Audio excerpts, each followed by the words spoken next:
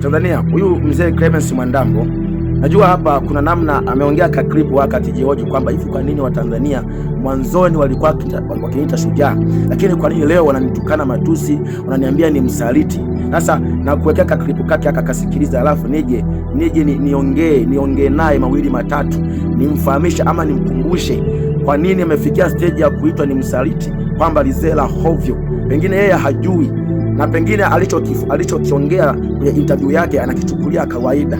Yale maneno aliyoongea yale kuwasifia waovu, asijue ndo maneno pekee yaliyompromosha mpaka chini kwa sura kama hii. Hebu msikilize, karibu. Siku moja niliitwa shujaa. Niliitwa shujaa, nikaitwa shujaa, Mwandambo shujaa. Leo ninaitwa msaliti. Jamani, msaliti eti Mwandambo amelipwa shingapi sijui, amelipwa jamani, amelipwa Mwandambo, amelipwa shingapi? Msaliti Mwandambo amelipwa shingapi jamani? Maisha yangu ni mchicha, kila siku ni mchicha. Kwa nini leo ninaitwa msaliti jamani? Mwandambo msaliti kweli? Msaliti. Jana niliitwa shujaa. Shujaa jamani, baba yenu mimi nachoka. Leo mnanipa jina lile, jana mnanipa jina lile, niwaeleweje? Nachoka baba yenu Clemence Mwandambo. Sasa naanzia kitabu cha Misali sura ya 17 mstari wa 15, inasema kwamba yeye asemaye kwamba asiye haki ana haki, yeye asemaye kwamba asiye haki, yani mtu muovu ambaye tena uovu anaufanya hadharani, mfano uovu wa kuua ama kumwaga damu ya mtu. Ifahamike kwamba Rais Samia ni muovu, ameua ndugu zetu, ameua Watanganyika, ameua maelfu ya watu, amemwaga damu za watu maelfu wasio na hatia, wakina mama pande zote waliopotelewa ama kuuawa ndugu zao, wake zao, watoto wao, rafiki zao. Mpaka leo watu wanalia pasina kujua hatima ya vifo vya ndugu zao na miili ya ndugu zao hawaioni mpaka leo. Rais Samia, yeye ndo rais, haya yote amehusika kwa sababu yeye ndo rais. Kama angekuwa hajahusika na haya, tungeona anatumia nguvu kuyadhibiti haya, lakini zaidi kwamba licha kwamba maovu haya au mauaji haya ameyasababisha, bado unaona mpaka sasa haonyeshi kuumia kwa namna yoyote. Zaidi anatoa kauli fulani za kwamba aliua vile ili ndio iwe njia ya kulinda amani. Sasa jiulize kwamba hiyo amani ambayo alikuwa anailinda kwa njia ya kuua ama kumwaga damu za watu, alikuwa analinda amani ya nani?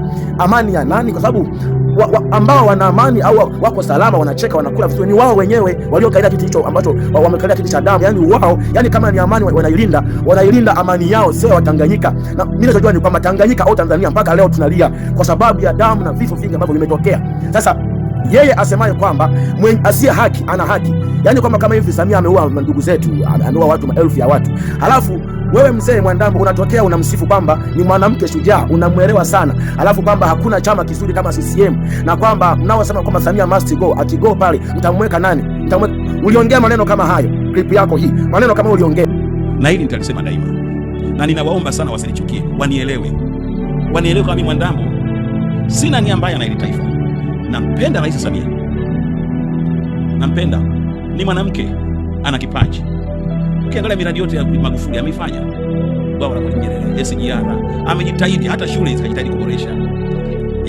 Lakini Samia as a person na kazi yake ninaithamini, ninamkubali.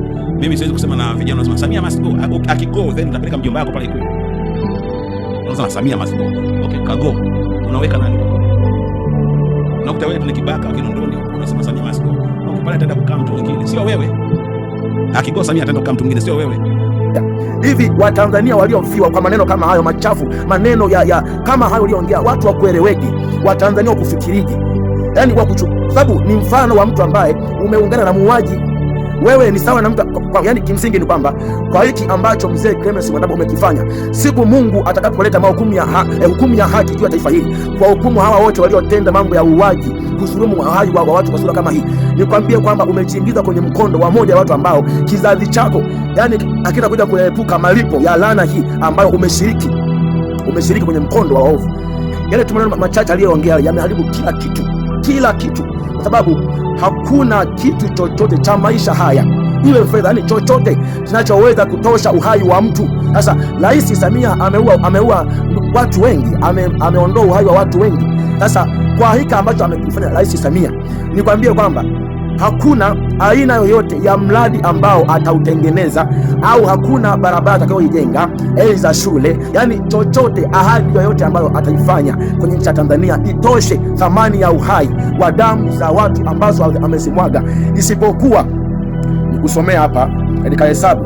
Unajua, mnapoua watu kwa sababu ya tamaa ya madaraka, mnajua mnafanya kawaida, mnajua ni kawaida. Mjue kwamba mnaowaua sio kunguni, mnaowaua sio kunguni. Hakuna mtu ambaye alijitia kwenye dhuluma ya kuondoa uhai wa mtu alibaki salama, hakuna. Kimsingi hiyo ni laana milele, ni laana milele, itaendelea kuwatafuna wote mliohusika kwa sababu ya tamaa ya madaraka yenu. Mjue hiyo ni laana, itaendelea kuwatafuna kizazi na kizazi cha maisha yenu. Yani cheza na vingine vyote, usicheze na uhai wa mtu. Mungu alimuumba mwanadamu kwa sura yake na kwa mfano wake, na ameandika kwamba usiue, lakini wewe unaua tu kama panya mahali fulani, kama kuku. Kama kuku, ili upate cheo, ili uwe rais, ili ulinde amani yako na watoto wako, unaua. Kama unaua kuku, kama unaua panya, alafu nataka kwamba katika hayo mauaji uliyofanya tukupende. Biblia imesema kwamba heshima haimpasi mpumbavu. CCM kwa hiki ambacho umekifanya, dhuluma hii ya kuwa watu kwa sura kama hii, nyie ni watu ambao hamstahili kuheshimiwa. Mmefanya mambo ya upumbavu, hamstahili kuheshimiwa. Rais Samia hustahili kuheshimiwa. Tunataka uhai, tunataka mwafaka wa ndugu zetu ambao umewaua. Tunataka mwafaka. Haya kimsingi hayapiti hivi. Hata watokee machawa wanakusifia kama kina Mwandambo, kama hawa, hata watokee machawa, wewe jua malipo ya dhuluma hiyo ambayo umeifanya yako pale pale. Hayapiti kirahisi. Nikusomee, niwasomee hapa. Nyie endeleeni kuua, tunakuteka watu, najua ni kawaida. Hata watokea kina Mwandambo mnawapa sisi posho huko, mnawachota akili, wanageukia mkondo wa maisha laana. Na kusomea gharama ya kutubu, kitabu cha Hesabu 35 mstari wa 33, anasema kwamba hivi hamtaitia unajisi nchi ambayo mwaikaa, kwa kuwa damu huitia nchi unajisi. Kwa mjue kama damu mlizozimwaga zimetia unajisi kwenye nchi hii. Tuendelee.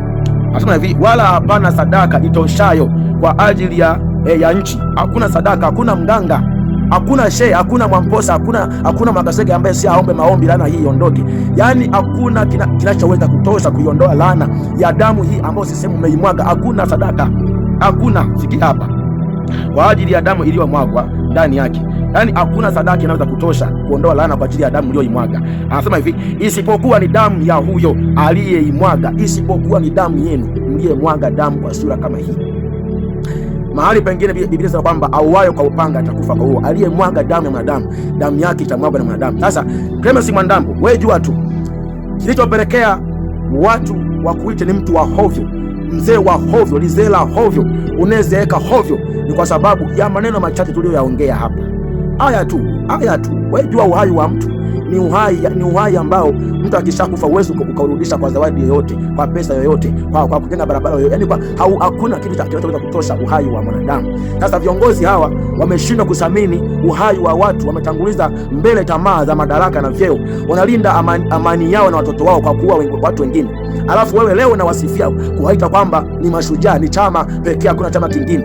Wewe ni sawa na wauaji hawa, wewe ni sawa na wauaji hawa. Na nakwambia Clemence Mwandambo kabisa, kama hautaingia kwenye njia ya kutubu ambayo hao waliowasifia waje wakuue, wakugeuke na hata kukuua, nikwambia hiyo ni laana mzee. Yani kimsingi umeingia kwenye mkondo wa laana vizazi na vizazi, milele na milele, na watoto wako utakao waacha, ukoo wako wataingia kwenye laana hii usipotubu kwa kulipa gharama, yani kukubali hata kuuawa. Waofu hao wakuue kwa sababu ya kutubu kwako. Nje na hapo mzee, yani kwanza una kesa kujibu kwa Mungu mwenyewe, lakini pia hata siku ambapo Mungu ataikumbuka nchi hii alete malipo au hukumu ya uovu wa wabaya hawa ama wauaji hawa waliomwaga damu za watu wasio na hatia ili waendelee kula kwa mlija wakati watu wengine wakilia kwa sura kama hii. Acha niishie hapo, na hii ni sauti ya mtu aliaye kutoka mahabusu. Nimekaa mahabusu siku 43 nikishuhudia mateso na ukatili wa Tanzania wenzangu wakifanyiwa, lakini kabla ya hapo ilikuwa ni sauti ya mtoto wa simba. Anasema hivi, itengenezeni njia ya Bwana, enyosheni mapito yake. Mungu mhukumu wa haki yuaja, naye atamlipa mtu sawa na matendo yake. Na hii ndio maana ya neno Maranatha. Amen.